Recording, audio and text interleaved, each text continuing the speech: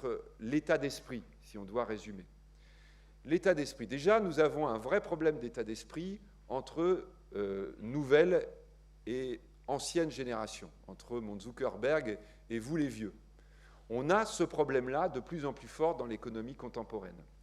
Je crois qu'on doit avoir conscience que c'est l'une des premières fois, probablement, en tout cas de mémoire humaine, que les jeunes générations aujourd'hui, notamment quand elles arrivent sur le marché du travail, sont beaucoup, beaucoup plus compétentes, mais de très très loin, que la plupart des gens qui sont censés les encadrer dans un certain nombre de domaines. Pas dans tous, hein, je vous rassure, hein, je nous rassure, nous les vieux, mais quand même dans un certain nombre de choses. C'est-à-dire que quand vous prenez un jeune aujourd'hui, il va partir par exemple dans le domaine du numérique sur des applications où vous êtes totalement largué.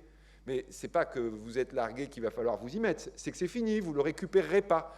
D'ailleurs, vous allez le prendre pour ça en disant bah, « écoute, il n'y a que toi qui sais faire ça, donc vas-y, applique comme fait ta génération ». C'est la première fois que vous avez un jeune qui est intégré, et ce n'est pas un expert qu'il a en face de lui, c'est un ignorant.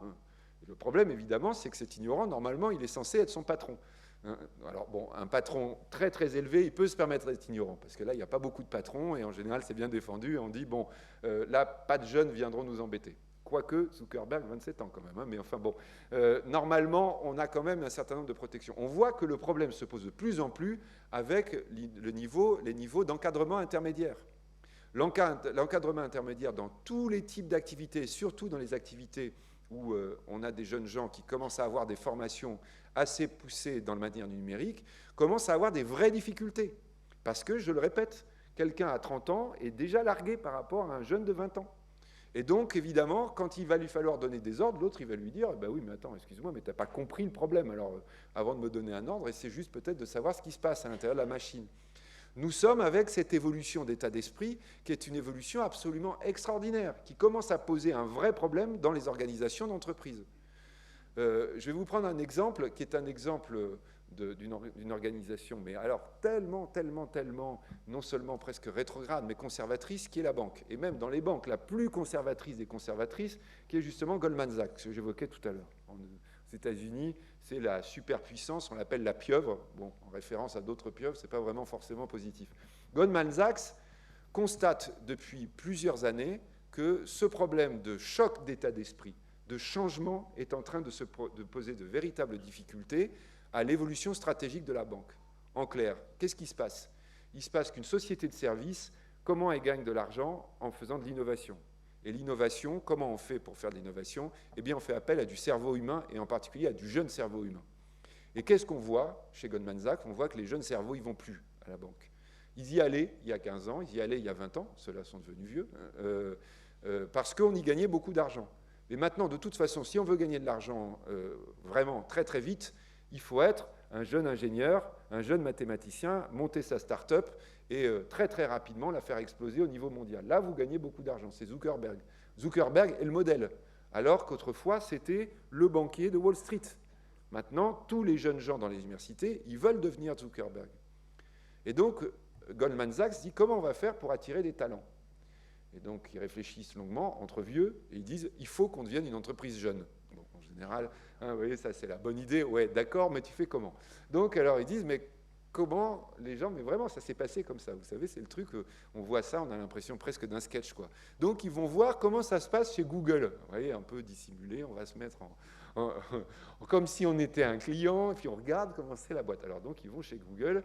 Et ils voient effectivement que les conditions de travail sont vraiment très, très, très différentes de celles de chez Goldman Sachs. C'est-à-dire, il y a des baby-foot, il y a des...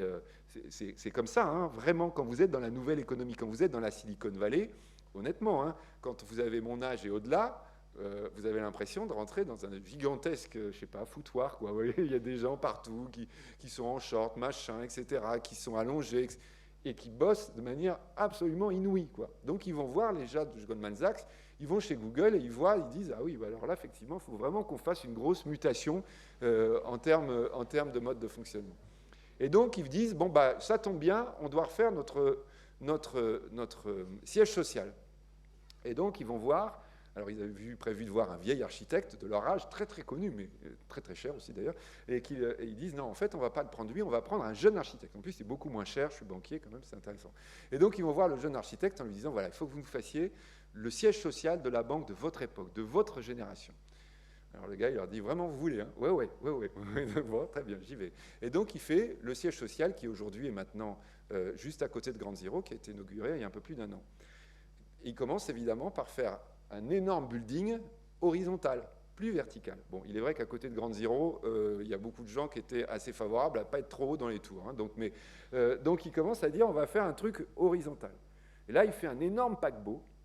Et dans le paquebot, il dit, voilà, vous avez le grand hall d'entrée. Vous voyez, là, on voit la puissance de la banque.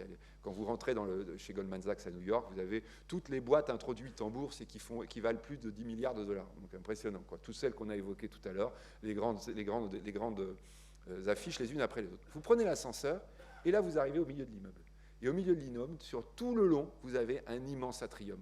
Il fait à peu près 3 fois la hauteur d'ici. Bon, on est quand même aux États-Unis, donc quand je disais c'est horizontal, c'est quand même haut, hein, quand même. Hein, mais, donc au milieu, vous avez cet énorme atrium avec plein de petits recoins. Des endroits où vous avez mangé de la pizza, des endroits où vous mangez du couscous, des endroits où vous avez un baby-food, des endroits où vous regardez la télé, etc. C'est-à-dire, l'architecte, il refait Google. Et donc les banquiers arrivent en se disant, ils inaugurent le site en disant waouh, ça fait moderne, c'est super, bravo, vraiment, c'est super en termes d'image. Et puis ils mettent les gens dedans. Et là, surprise, Goldman Sachs va avoir, on va dire, le choc Google. Alors, quand même, c'est une banque, hein, c'est-à-dire qu'au-dessus de l'atrium, c'est les patrons. Donc là, il n'y a pas de problème, dans ces bureaux-là, tout le monde travaille comme avant, donc on va dire, ça a été exactement conforme à ce qui était prévu. Sous l'atrium, donc entre l'ascenseur et le rez-de-chaussée et puis l'atrium, là, vous aviez toutes les jeunes équipes. Et là, qu'est-ce qu'on voit aujourd'hui? C'est que ces bureaux sont vides. Pourquoi? Parce que tous les jeunes banquiers, ils se sont tous précipités dans l'atrium, mais pas simplement pour aller déjeuner ou pour aller à la fin de journée se relaxer un petit peu, toute la journée pour bosser. Ils se sont mis à bosser comme chez Google. Et donc, un jour, vous avez eu le président de Goldman Sachs qui a eu la visite d'une délégation du personnel en lui disant, voilà, Président, on adore les nouveaux locaux, vraiment, c'est très très bien, mais on a juste un problème, on trouve que c'est dommage que vous les fermiez à 19h le soir. Ah bon? Il dit, pourquoi vous voudriez qu'on les ferme à quelle heure? Ah ben, vous voudriez que vous les fermiez pas du tout. Comment ça? Mais c'est pas possible ça. Ah si, mais c'est-à-dire, vous voyez, on est bien là, on voudrait travailler dedans, mais jour et nuit. C'est-à-dire, on se retrouve dans le truc communauté. La communauté, c'est ça, le mode de fonctionnement de la jeune génération aujourd'hui, non seulement sur Internet, mais dans sa façon de faire. Et donc le patron dit, mais vous voulez travailler jour et nuit, mais sur des trucs de la banque, enfin quand même, oui, un peu inquiet. Mais oui, sur nos dossiers, on adore ça, c'est passionnant. En fait, c'est beaucoup mieux qu'on croyait, la banque. Puis alors, dans une ambiance comme ça, nous, on ne veut pas s'arrêter. Et donc, Goldman Sachs commence à dire, bon, ben, on va ouvrir au moins jusqu'à 23h. Et il voit jusqu'à 23h le truc bourré de jeunes qui sont là tout le temps en train de bosser, etc.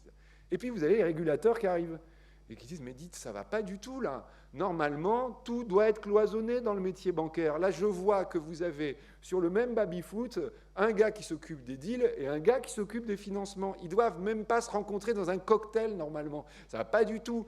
Et en plus, les ordinateurs, ils sont sécurisés à cet endroit-là? Absolument pas. Et donc, on voit là, tout d'un coup, le choc. Le choc de ce qu'implique la révolution que je suis en train d'évoquer, la révolution dans le mode de vie que les jeunes générations intègrent à toute vitesse aujourd'hui. Et les organisations anciennes. Alors, elles courent derrière, elles essaient de s'adapter, elles vont dire on va faire un bel immeuble moderne. Sauf que les gamins, ils ne veulent même plus d'immeuble du tout. On leur dit ah oui, mais alors vous savez, on va avoir une grosse négociation, c'est le temps de travail. Je vous regarde, mais le temps de travail, je m'en fous, moi, le temps de travail, je travaille la nuit, je travaille le jour, je travaille sur mon ordinateur quand je veux. À la limite, contrôlez-moi quand je travaille sur mon ordinateur, mais arrêtez avec votre idée, par exemple, que nous trouvons toujours en Europe, l'idée du pointage. Vous êtes un cadre, vous êtes un dirigeant, vous êtes un chercheur, mais vous quand même passez votre carte magnétique pour dire est-ce que tu as bien mis, hein, parce que tu sais, sur tes congés, ça doit être décompté, etc. Nous sommes aujourd'hui dans ce décalage total. Dans ce décalage total avec ce que signifie pour les jeunes générations le nouveau modèle. Nous devons comprendre